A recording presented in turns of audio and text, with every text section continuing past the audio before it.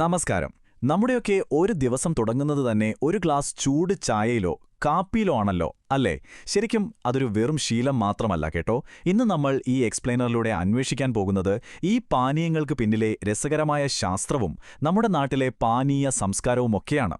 അപ്പോൾ നമ്മുടെ സ്വന്തം ചായയിലും കാപ്പിയിലും ഒളിഞ്ഞിരിക്കുന്ന ആ ശാസ്ത്രം എന്താണെന്ന് നമുക്കൊന്ന് നോക്കാം. ചായകുടി കേൾക്കുമ്പോൾ തന്നെ ഒരു പ്രത്യേക രസമല്ലേ? സത്യം പറഞ്ഞാൽ ഇതൊരു വാക്കല്ല, നമുക്കൊരു വികാരമാണ്.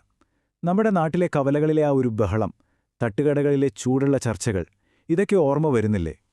വലിയ വീടുകൾ മുതൽ ചെറിയ ചായക്കടകൾ വരെ ഈ പാനീയങ്ങളില്ലാതെ നമുക്കൊരു ജീവിതമില്ല. ഒരു കപ്പ് ചായയ്ക്കു ചുറ്റും നമ്മൾ പങ്കുവെക്കുന്ന വിശേഷങ്ങൾക്കും സൗഹൃദങ്ങൾക്കും കണക്കില്ലല്ലോ. ശരിക്കും ഈ പാനീയങ്ങൾ നമ്മുടെ ദൈനംദിന ജീവിതത്തിന്റെ താളവുമായി എങ്ങനെയാണ് ഇഴചേർന്നിരിക്കുന്നത് എന്ന് നോക്കാം. സത്യത്തിൽ ചായപ്രിയരും കാപ്പിപ്രിയരും തമ്മിൽ രസകരമായ ചില വ്യത്യാസങ്ങളുണ്ട്. 35 ഡിഗ്രി കൊടും ചൂടാണെങ്കിൽ കൂടി നല്ല ആവി പറക്കുന്ന ചായ വേണമെന്ന നിർബന്ധമുള്ളവരാണ് നമ്മളിൽ പലരും. കാരണം നമ്മുടെ കൂട്ടായ്മകളിലും സാമൂഹിക ജീവിതത്തിലും ചായക്കുള്ള സ്ഥാനം അത്ര വലുതാണ്. എന്നാൽ മറുഭാഗത്ത് കാപ്പി കുടിക്കുന്നവരുണ്ട്. അവർക്ക് വേണ്ടത് കാപ്പിയുടെ ആ കൊതിപ്പിക്കുന്ന ഗന്ധവും അത് നൽകുന്നൊരു ഇൻസ്റ്റന്റ് എനർജിയുമാണ്. രണ്ടു കൂട്ടർക്കും അവരുടേതായ പ്രത്യേക കാരണങ്ങളുണ്ട്, അല്ലേ? അപ്പോൾ നമുക്കാദ്യം ചായയുടെ കാര്യത്തിലേക്ക് തന്നെ വരാം. എന്തുകൊണ്ടാണ് ചായ നമുക്ക് ഇത്രയധികം ശാന്തത നൽകുന്നത്?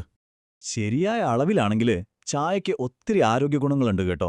വല്ലാത്തൊരു ക്ഷീണമോ അല്ലെങ്കിൽ ഒരുപാട് ടെൻഷനോ ഒക്കെയുള്ള സമയത്ത് ഒരു ഗ്ലാസ് ചായ കുടിക്കുമ്പോൾ കിട്ടുന്ന ആ ഒരു ആശ്വാസം അത് വേറെ തന്നെയാ. ഇതിൽ കഫീൻ്റെ അളവ് വളരെ കുറവാണ്. ഒപ്പം ധാരാളം ആൻറ്റി ഓക്സിഡൻറ്റുകളുമുണ്ട്. അതുകൊണ്ട് തന്നെ ഇത് ശരീരത്തിന് വളരെ മൃദുവായൊരു ഫീലാണ് നൽകുക. പ്രത്യേകിച്ച് ഈ ഗ്രീൻ ടീ, ഹെർബൽ ടീ എന്നൊക്കെ പറയുമ്പോൾ അത് നമ്മുടെ ആരോഗ്യത്തിനും ദഹനത്തിനുമൊക്കെ വളരെ നല്ലതാണ്. എപ്പോഴും സുരക്ഷിതമായൊരു ഓപ്ഷനാണ് ചായ.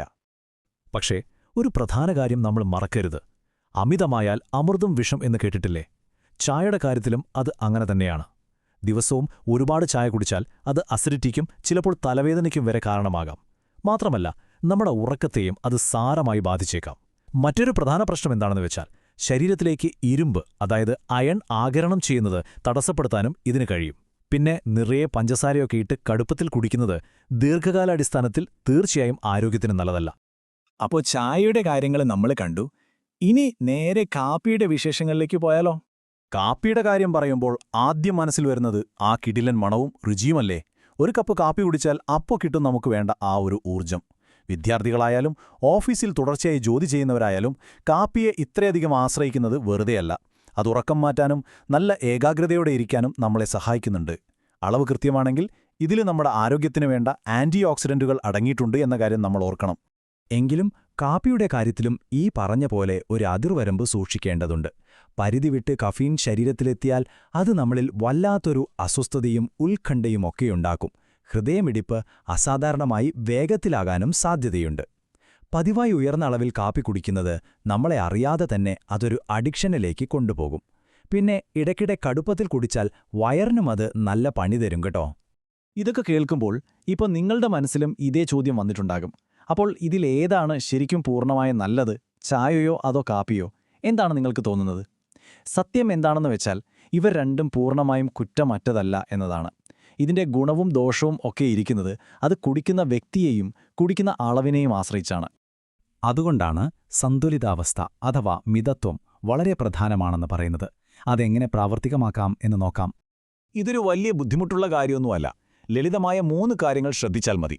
ഒന്നാമതായി, ഈ 2 പാനീയങ്ങളും നിങ്ങളുടെ സ്വന്തം ശരീരത്തെയും മനസ്സിനെയും എങ്ങനെ ബാധിക്കുന്നു എന്ന് നിങ്ങൾ തന്നെ ഒന്ന് മനസ്സിലാക്കാൻ ശ്രമിക്കുക. രണ്ടാമതായി, ഒരു ദിവസം എത്ര കപ്പ് നമ്മൾ അകത്താക്കുന്നുണ്ട് എന്നതിൽ ചെറിയൊരു ശ്രദ്ധ വേണം. അവസാനമായി, ആരോഗ്യത്തെ ദോഷകരമായി ബാധിക്കാത്ത രീതിയിൽ ഈ ഒരു ബാലൻസ് നമ്മൾ നിലനിർത്തുക. അങ്ങനെയാണെങ്കിൽ ഒരു പേടിയും കൂടാതെ തന്നെ ഇതിൻ്റെ രുചിയും ആശ്വാസവും നമുക്കെന്നും ആസ്വദിക്കാൻ കഴിയും. ചായയുടെയും കാപ്പിയുടെയും ഈ ഒരു വിശകലനം നിങ്ങൾക്ക് പുതിയ ചില അറിവുകൾ നൽകിയെന്ന് ഞാൻ വിശ്വസിക്കുന്നു. അപ്പോൾ എൻ്റെ അവസാനത്തെ ചോദ്യം ഇതാണ്: നാളെ രാവിലെ മുതൽ നിങ്ങളുടെ ഈ ശീലത്തെ നിങ്ങൾ എങ്ങനെയാണ് സന്തുലിതമായി കൊണ്ടുപോകാൻ ഉദ്ദേശിക്കുന്നത്? ഇതൊന്ന് ചിന്തിച്ചു നോക്കൂ. തീർച്ചയായും ഇതൊരു ചെറിയ മാറ്റത്തിന് കാരണമാകട്ടെ. അപ്പോൾ മറ്റൊരു രസകരമായ എക്സ്പ്ലെയിനറുമായി നമുക്ക് വീണ്ടും കാണാം.